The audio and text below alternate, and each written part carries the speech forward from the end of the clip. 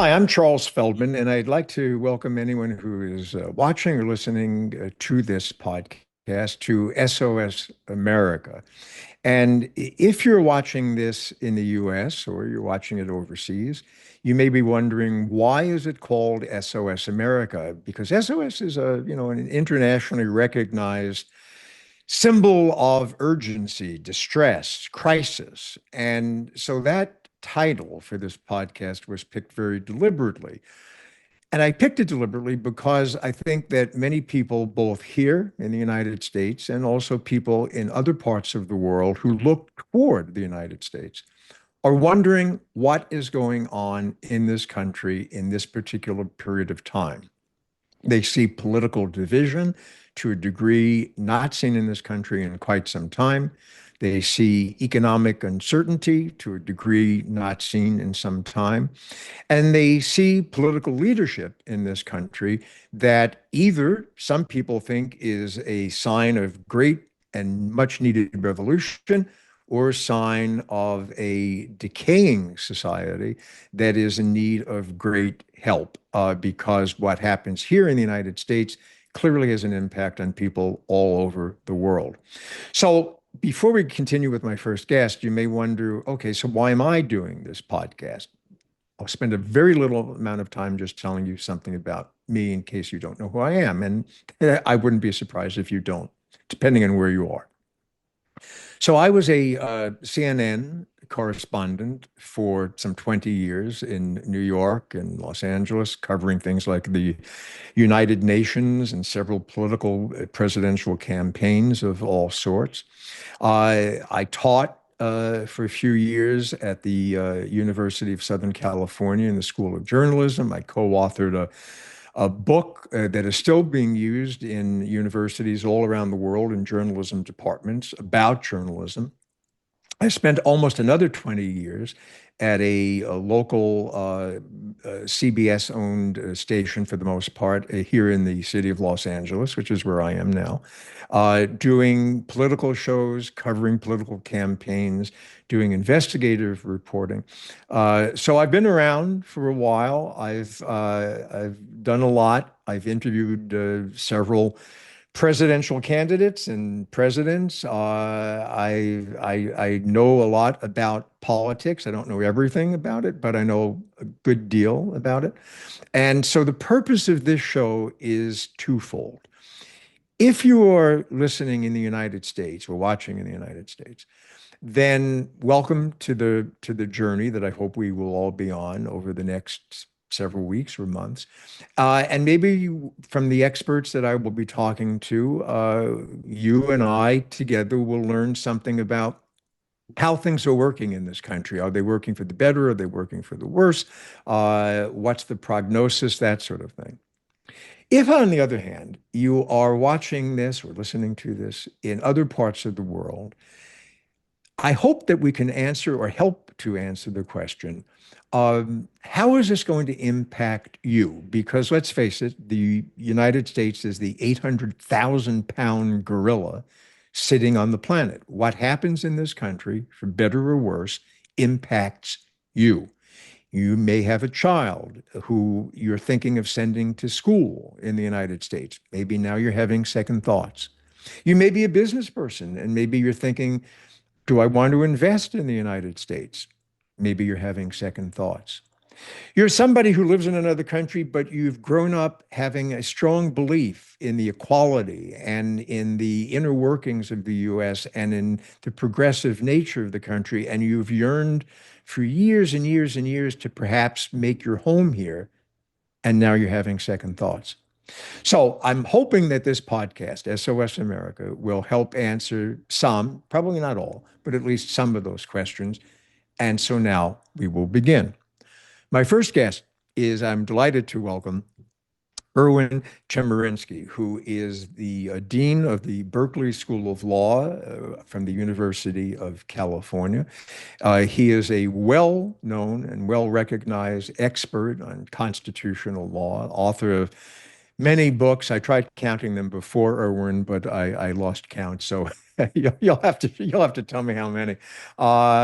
I'm very glad that you are my first guest on SOS America. So first of all, thank you for taking the time to be with us. Oh, it's such an honor to be your first guest. Thank you for having me. So I want to start off with a very rudimentary question because it occurred to me the other day when I was thinking about this that it's as part of my intro to you, I said, an expert in constitutional law. And I'm guessing, I may be wrong, but I'm guessing that there are people in other parts of the world, most countries don't have, as you know, written constitutions, who may actually be wondering, what does it actually mean that we are supposed to be a country governed by constitutional law? What does that mean? Let me answer your question by asking a question. And that's what makes the Constitution different from all other laws? And the answer is that the Constitution is much more difficult to change. Any law adopted by Congress can be changed by Congress. Any law adopted by a state legislature or city council could be repealed by the state legislature or the city council. But changing the Constitution is enormously difficult. It takes two-thirds of both houses of Congress and then three-fourths of the states to approve a constitutional amendment. It's amended only 27 times since 1787 and only 17 times since 1791.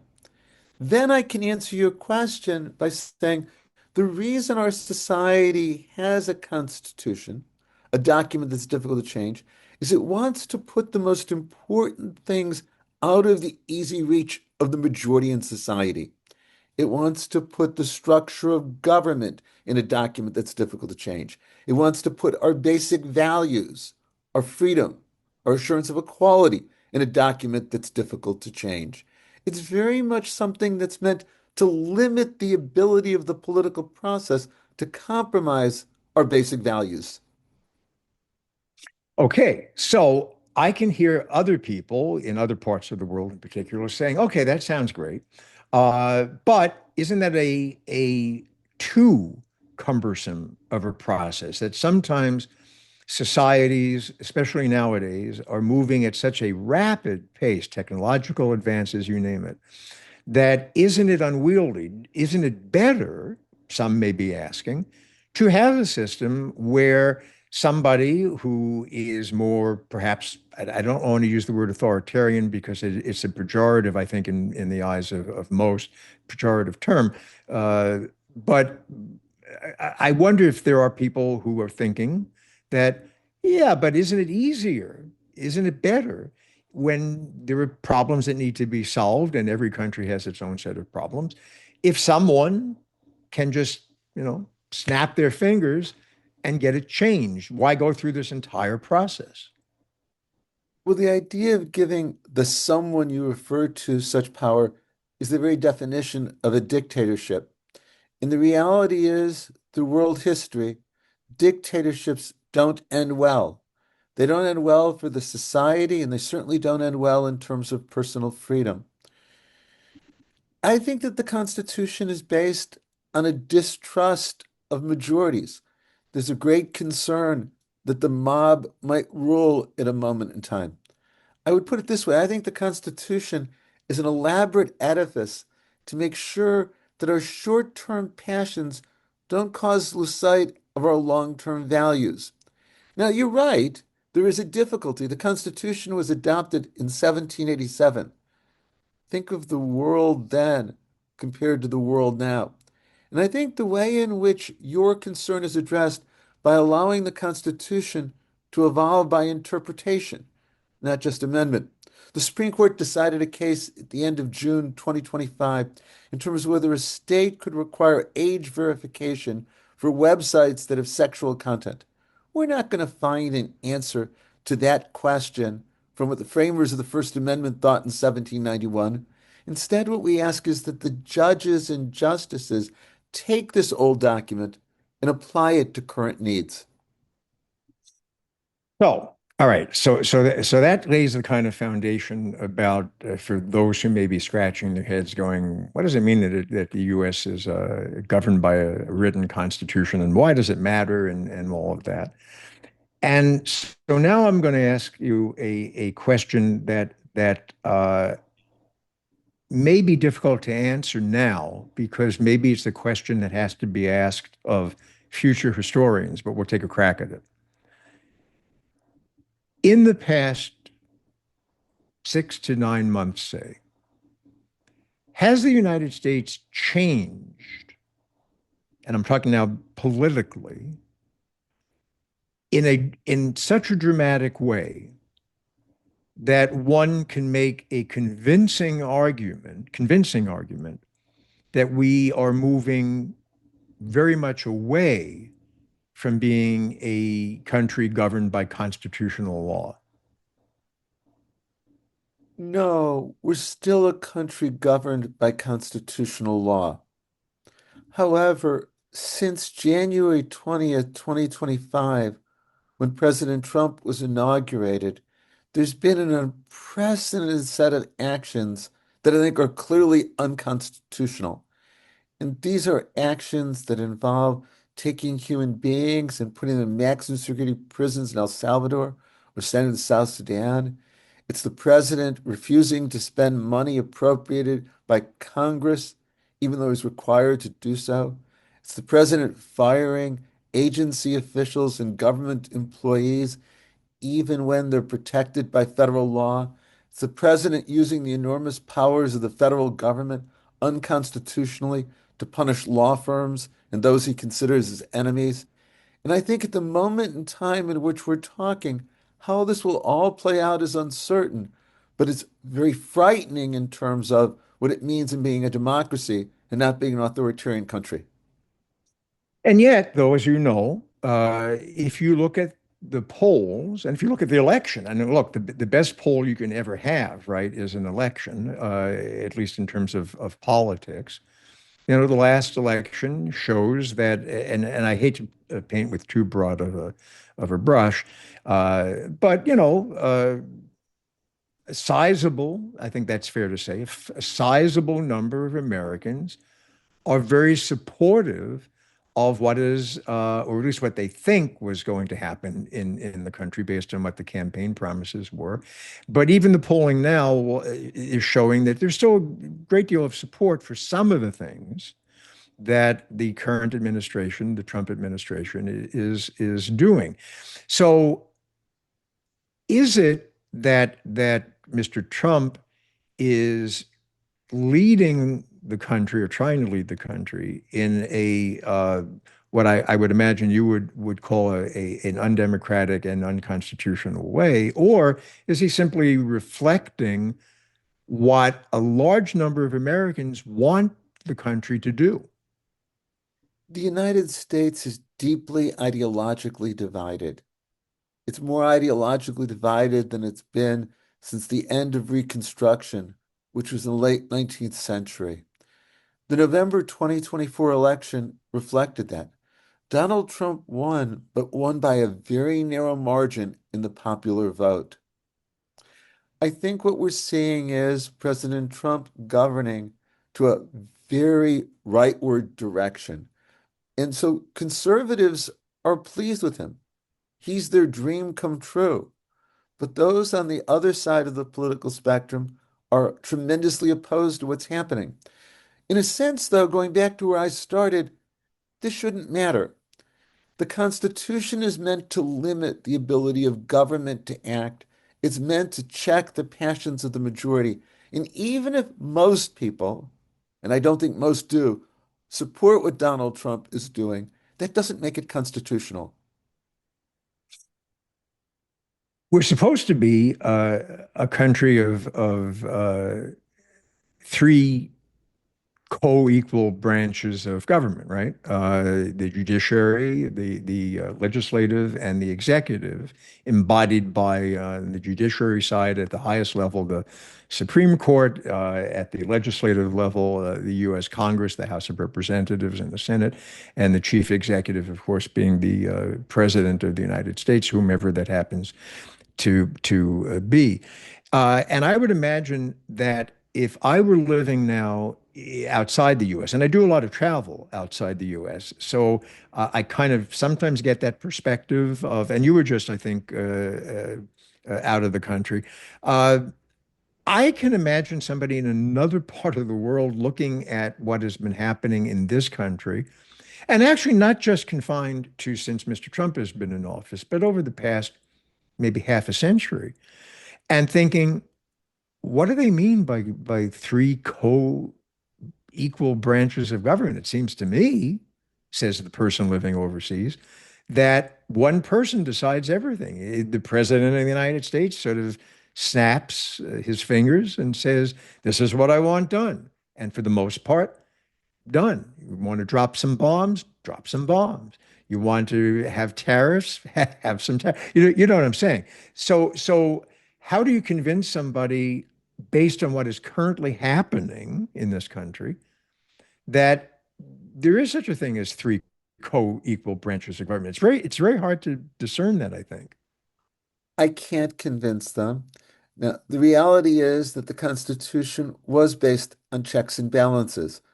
I think one of the things that's often overlooked about the United States Constitution is that it was meant that two branches of government should have to be involved in any major government action. To adopt a law, Congress and the president have to be involved. To enforce the law, the president, the executive branch, and the courts have to be involved. The courts have the power to strike down presidential actions or laws adopted by Congress. To appoint a justice or a judge or an ambassador, the president appoints, the Senate confirms. I think your question reflects another reality that there has been a tremendous growth in presidential power. There's a famous book written in 1973 by a Harvard historian, Arthur Schlesinger. He called it the Imperial Presidency.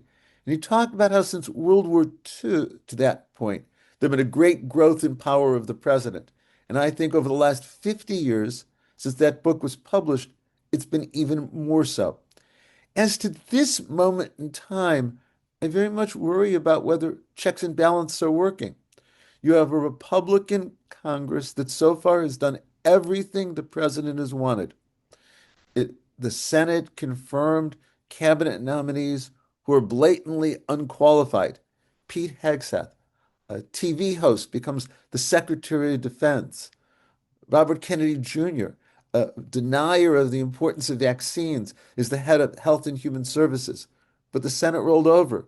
And then President Trump presented a terrible bill that would give tax breaks to the rich and cut social service like Medicaid to the poor. And Congress rolled over. So far, the Supreme Court overwhelmingly has sided with President Trump. In June of or July of 2024, the Supreme Court ruled in a case involving Trump that a president can't be criminally prosecuted for anything he does in office. The cover of the New Yorker after that had a picture, there was a sketch that looked like the old Hollywood Squares game or the Brady Bunch or Yeah. uh, a screen on Yeah. Zoom. We had nine boxes. Six Yeah. of them were pictures of Donald Trump, and the other three were Sotomayor, Kagan, and Jackson. And what it depicts is this isn't a court that's checking the president. And that's been especially so since January 20th. So your question is quite right. At a time when Congress is controlled by Republicans and is not checking the president, at a time when the Supreme Court has six conservative justices who aren't checking the president, is the Constitution really functioning as it should in terms of separation of powers? Well, and that raises, I think, a really interesting question because I think one can make the argument that when we have elections, midterm elections coming up, there could be a correction, at least at the legislative level, because those happen periodically, whether it's the House of Representatives or the United States Senate. But, as you know, the U.S. Supreme Court, they are there for life. There's a fairly good chance that Mr. Trump will have an opportunity before he leaves office, if he leaves office, and we can get into that a bit later too. But to appoint perhaps even another Supreme Court justice.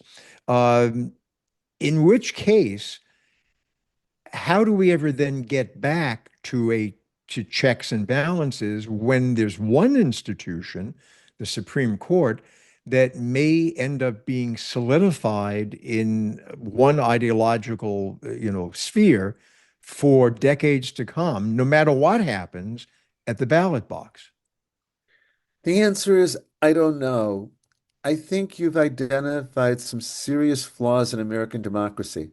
Let me talk about the parts of the government that you alluded to. There's the United States Senate. I think a deep flaw in the Constitution is that every state gets two senators, regardless of their size and population. So in California, there's 68 times more people than Wyoming, but they both get two senators. In the first 2 years of the Biden presidency, there were 50 Democratic senators and 50 Republican senators. The 50 Democratic senators represented 42 million more people than the 50 Republican senators. So, in light of this, it's going to be very difficult for the Democrats to shift the Senate in 2026 because while the Republicans control so many states, the Democrats control the more populous states like California, New York, and Illinois. Take the House of Representatives. It's meant to be the part of the government that's directly elected by the people. But there's what's called partisan gerrymandering, where the legislature draws election districts to maximize seats for the party that controls the legislature. Republican legislatures draw congressional districts to maximize, say, seats for Republicans. Democratic legislatures do that as well. But the result of that is in states like North Carolina, where the congressional delegation should be about even, it's instead 10 Republicans and 4 Democrats. Partisan gerrymandering is a real problem. You mentioned life tenure for Supreme Court justices. On the current court, the 6 conservative justices by age are Clarence Thomas, 77, Samuel Alito, 75, John Roberts is 70, Brett Kavanaugh is 60, Neil Gorsuch is 58, and Amy Coney Barrett is 52. We're going to have a conservative majority on the Supreme Court for a long time to come. So, how can there be a course correction? How can the country move in a more moderate direction? I don't know. Well, I remember when I was growing up and going through college and graduate school, and um, I was always told, and I have to admit, I probably didn't believe it totally, but I was told, that, well, the Supreme Court, you can have all this political wrangling at lower levels, but once it gets to the U.S. Supreme Court, it is not a political institution. I think John Roberts, who you just mentioned, the Chief Justice, I don't want to misquote him, but I think at one point he was angry at something that was said in the political sphere, and I believe he said something along the lines of there are no Republican or Democratic justices in the Supreme Court. You're shaking your head, yes, so I think I got that right, right? Uh, but that's not true, is it, what he said? If you look at the Supreme Court's actions in just the past few months alone, it clearly is a political institution. The notion that the Supreme Court of the United States, which Americans are taught from the time they're very small, is to be revered, to look up to believe that these justices have the best interests of the country in mind and not of any particular political party. That does not seem to be true. Or am I being am I exaggerating the point? But it does seem to me to be the case. I think we have to be careful about terminology. In one sense, the Supreme Court is not political. The justices are not elected. They will not have to run for re-election. They have their positions for life or until they resign, or in the unlikely event they're impeached and removed from office. No one can lobby Supreme Court justices. You or I can go to our city council member, or our state legislator, or our senator if they'll see us, but we can't go and lobby a Supreme Court justice. There's Well, wait a minute, but wait. I'm going to interrupt you on that one because for people who may be watching this in other parts of the world and may not be that familiar with some of the news here, as you know, when you talk about lobbying, there are all kinds of lobbying, right? I mean, we've had some instances in the past few years with various Supreme Court justices who have on someone else's dime, and I'm talking about people who have lot more money than a dime, who have accepted free travel, free accommodation. That's a form of lobbying, isn't it? Sure, you're talking about a couple of justices, but in no instances we could say that that was tied to specific decisions. I strongly believe there'd be ethical standards for Supreme Court justices, but in the sense in which we lobby legislators, that doesn't go on with the court. So that's why I'm careful about using the word political. I would use a different word. I think the Supreme Court is very ideological in the way that it decides cases. The political or ideological views of the justices determine the outcomes. That's been true throughout history. The Supreme Court in 1803 in Marbury versus Madison created the power of judicial review because the Chief Justice John Marshall wanted to do so. From the 1890s to 1936, there was a very conservative Supreme Court that struck down over 200 federal, state, and local laws protecting workers and consumers. But that's because the justices were conservative. There was the Warren Court from 1953 to 1969, which was very liberal, ending segregation, protecting rights of criminal defendants. Now we're in an era where there are six very conservative justices and three liberal justices. The six conservatives were appointed by Republican presidents, three by Donald Trump. The three liberals were appointed by Democratic presidents, Barack Obama and Joe Biden. And if you look at what's happened in recent weeks or years, the decisions are a reflection of that. Overruling Roe versus Wade, 6-3. Dramatically expanding gun rights, 6-3. Ending affirmative action, 6-3. Providing the president absolute immunity to criminal prosecution, 6-3. Saying that federal courts can't issue injunctions across the country to stop presidential actions, 6-3. Let me conclude this answer by saying if Hillary Clinton had won in 2016 and she had picked three justices instead of Donald Trump, these cases wouldn't have come out the same way. They've all come out differently. So who's on the court in their ideology, their values, would decide these kinds of cases. A few months ago, I was, as happens every so often, as you know, selected for jury duty here in California. And I didn't get on a case, but as I was waiting to see whether or not I was going to be selected for a case, I have to admit, Erwin, that I had some real problems as I was thinking about it, and I'll tell you why. Uh, Again, I go back to what I was taught in school and what I think it's fair to say probably a lot of people in other parts of the world who look toward the United States as a uh, an example. What was Ronald Reagan's thing about a shining city on a hill or something like that? I forgot what the metaphor was, but I think that's pretty close.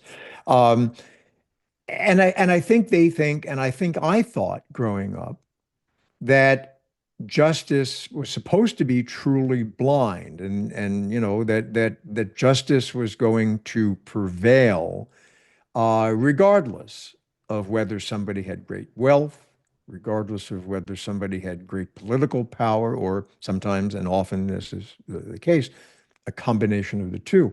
But as I was sitting there in the room with the 200 or so other people waiting to be called, I kept thinking, well, wait a minute. If I get called to judge a fellow American, whatever the case, can I truthfully say to myself that that person is being judged in a system that really is blind to whether or not they are poor, whether or not they are rich, whether or not they are Republican and Democrats. And I look at what I see in the political sphere, and you know what I'm talking about. I'm talking about everything from people who stormed the Capitol and then are released to the fact, and whether one likes or doesn't like Donald Trump's political bent. The fact is that he is the first, as you know, the first convicted felon to be president of the United States. And I get it. I know that Trump supporters, and I respect their views on this. They think that the case that he was convicted on was trumped up, no pun intended. They think that it was a weak case, that it was politically motivated. I get all that. But on the other hand, the fact is he is a convicted felon in the eyes of the law, and yet he's president of the United States. So I was sitting there in that jury room, Erwin, or in the main room waiting to be selected, thinking this system isn't fair. It's just not. Am I wrong? The system has never been fair in that sense. Black individuals have never been able to get the same justice that white individuals can in our society. Poor individuals can't get the same justice that rich individuals get. If you or I were accused of a crime, or my children were accused of a crime, I could afford top lawyers. If a poor individual is accused, in many parts of the country, there isn't a public defender system, and they'll have some lawyer appointed. I remember a case that I handled. It was a death penalty case when I lived in North Carolina, and I was handling it on appeal. And the man who was convicted and sentenced to death had a lawyer who had no experience in capital cases, who you wouldn't want representing you if it was a traffic ticket case. Hmm. So the system is unjust, but so is every part of society in that regard. The reality is, if I were ill or my children were ill, I would get the very best doctors. Somebody who's poor doesn't have that. I would say, though, that I think our society has become better over time. There is still tremendous racism, but I think the system is fairer to those of all races. There's still a tremendous benefit in terms of those who have resources in the criminal justice system, but we have developed a better public defender system over time. I don't want to exaggerate the improvement, but I think that it's there. And so, yes, it's an unjust and an unfair system. It has all of the biases of any human system, but I also think it often works. I mean, if you talk to judges, they will tell you the faith that they have in the jury system from having watched juries in many cases deliberate and come to just verdicts.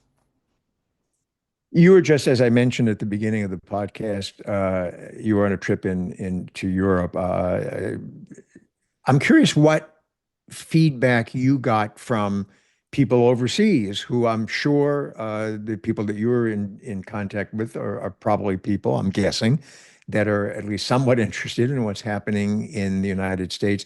What are you hearing? What did you hear in your most recent trip? And if you don't mind me asking, where were you? We were in the south of France. People were trying to understand, why did the United States elect Donald Trump and what is he doing? And I'll tell an anecdote here from the last time that Donald Trump got elected. He was elected in November 2016. And in December of 2016, I went to London to visit my daughter who was doing a semester abroad. And I took penicillin for an infection. For the first time in my life, I had an allergic reaction to it, and I went into shock.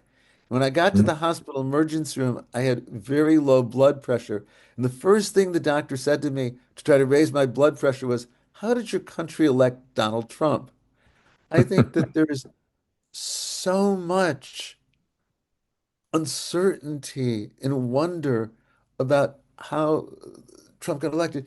And yet, people like Trump have gotten elected in other countries. If you look at, for example, who's the prime minister of Italy right now, where I know it's controversial, but Benjamin Netanyahu in Israel is certainly not Democrat in the sense of the way we'd use democracy in this country. So there is, I worry, a trend towards authoritarianism around the world. If I can just say, one of the things that's fascinating me, and I don't have a good answer to, why in the 1930s, all across the world, was there a movement towards fascism? There was even a strong fascist movement in this country. Why in the early 1990s, all over the world, was there a movement towards liberal democracy? The fall of the Soviet Union, even China moving to it. And now, why over the world is there a move towards authoritarianism? Look what's happening in countries like Hungary or India and Donald Trump here. So I think to answer your question of how people in other countries are looking at the United States, We really need to think about why all over the world at this moment in time is there a move towards authoritarianism. Well, you raised the question, so to remove it from being a rhetorical one, why do you think? Again, I have to answer, I don't know. My sense is that there are a lot of dissatisfied people in the United States and probably across the world. Donald Trump is very effective at speaking to those who are disaffected. And ultimately, this ties to the economy that's left many people behind. And those people don't believe that democracy is working for them. And so they're putting their faith in something else. And again, I think history shows us authoritarianism isn't the answer. It doesn't make people better off. All right, but if authoritarianism isn't the answer and doesn't make people better off, but yet democracy is leaving vast numbers of people, not just in the US, but as you've pointed out around the world, also feeling that it's just not working for me. I can't make a decent living. My family isn't progressing the way I would hope it would progress. My life isn't much better in many ways than perhaps my parents' life was, and maybe my kids' lives will be worse.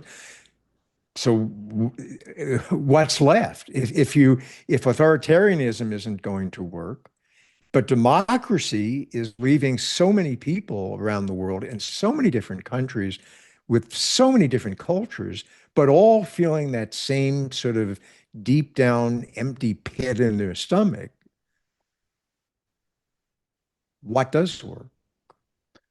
I think we need to make democracy work better and then make democracy do a better job of solving the problems we're talking about. I think Winston Churchill said it best when he said that democracy is a flawed form of government, but it's so much better than anything else. In the United States, there are so many ways we can make democracy work better. We can do a better job of enfranchising and making sure that everybody can register to vote and vote. We need to deal with things like the Electoral College and partisan gerrymandering and two senators per state that undermine democracy. And then what we need to do is to elect people who will deal with the social problems we're talking about. The problem is that when you have a Donald Trump and a Republican Congress, they adopt laws that give tax breaks, huge ones, to the very wealthy, and then cut programs like Medicaid and food assistance for the poor. That's not the flaw of democracy as a form of government. It's the flaw of the policies that have been adopted. So we need to elect people who will adopt much more humane policies. But democracy has a much better chance of doing that than authoritarianism does. Do you think people in other countries should still, if they ever did, have faith in the United States? No country has operated under a constitution longer than the United States has done so.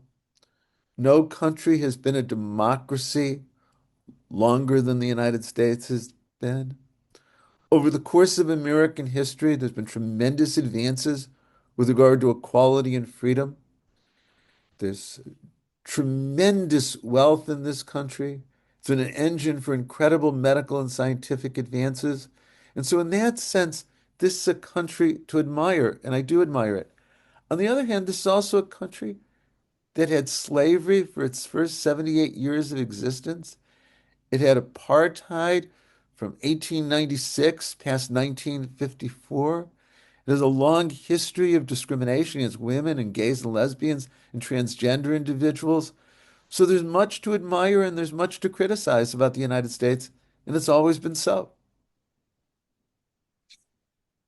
When you have students who perhaps, raise issues about their concerns about what's happening in this country and the future for themselves and perhaps for their own children someday.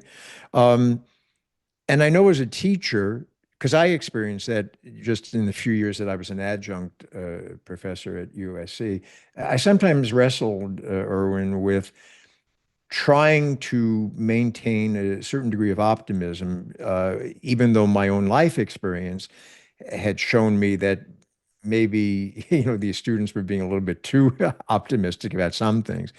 So I guess I'm wondering, how do you handle students who are are are perhaps a little bit maybe naive, maybe a little bit over zealous in whatever they're thinking is politically, socially, whatever. How do you deal with that at a time when there's so much division? How do you reach them? I've been a law professor for 45 years now. When I think of the students when I began teaching, or even more when I think about when I was in college in the early 1970s or law school in the mid 1970s, I think there was both tremendous idealism and a real optimism. I'm sure you remember the famous song by Crosby, Stills, Nash Young, "We can change the world, we can rearrange the world," which I think reflected the sense of the time. I now see my students as equally idealistic, but not at all optimistic. I think there's a real pessimism among many of them about the future of the country in terms of what's happening in the world as the climate change or what's happening in this country politically. And the message that I deliver for them is that they really have only two choices. Either we give up or we fight harder, which means there's only one choice. We have to fight harder and better than we ever have before. I can't give them any false assurance that it's going to succeed, but I can say to them, given their idealism, there's no alternative. Erwin Chemerinsky, who is the dean of the University of California, Berkeley School of Law. It was a pleasure and very interesting to have you as my first guest on this podcast, SOS America. Thank you very much for your time. Oh, truly my pleasure. I wish you all the best for the podcast, and I hope I'll have the opportunity to be a frequent guest in the months and years to come. I'll take you up on that offer. Thank you.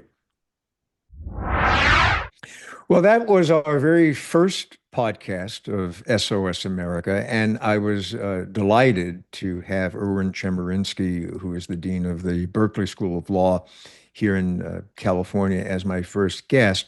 And I think it was and I hope you would find it a very interesting conversation. No matter which part of the political divide you may happen to be, and no matter what country you may be watching or listening to this podcast in, um, I want to make sure that people understand that this podcast is not designed to be in favor of one political party or another, in favor of one particular ideology or another.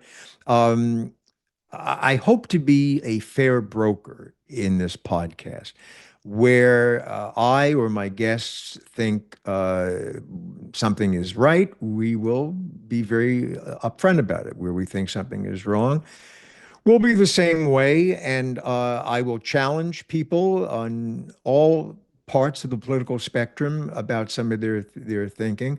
So I don't want somebody to watch this and say, "Oh, this is a pro-Trump or an anti-Trump or a pro-Democrat or an anti-Republic." That's not what this podcast is about. What this podcast is about trying to get a better understanding of what is happening in the United States for people in the United States, but also people who are elsewhere in the world who look toward the United States, who want to maybe do business here, maybe they want to live here, maybe they want to just go on a nice vacation and visit, I don't know, Disneyland here. And they wonder whether or not this is a place they want to deal with. And that's what SOS America is about. So I hope you found this particular conversation with Erwin Chemerinsky an interesting one. I did. And in the weeks and hopefully months to come, we will have various guests, and I promise you, of different political persuasions and different ideologies and different thinking to try to answer a host of different questions that are on your mind and that are on my mind. So please look for this particular podcast. You will be able to find it wherever you normally get your podcasts from. And also, of course, it's available on YouTube. And drop us a comment. Let us know what you think of the podcast. Let us know what you think of particular guests, whether you like what we're doing, whether you don't like. I will not get offended. I promise. Well, maybe I'll get a little offended, but I promise you I won't get too offended if you don't like something, because that's how you learn, right? That's how you learn to do something better when people say, hey, I like that, but. So don't be afraid to say, I like that, but, or I didn't like it at all. Get it. Fine with it. But I invite you, join us again for SOS America. I'm Charles Feldman. Thank you.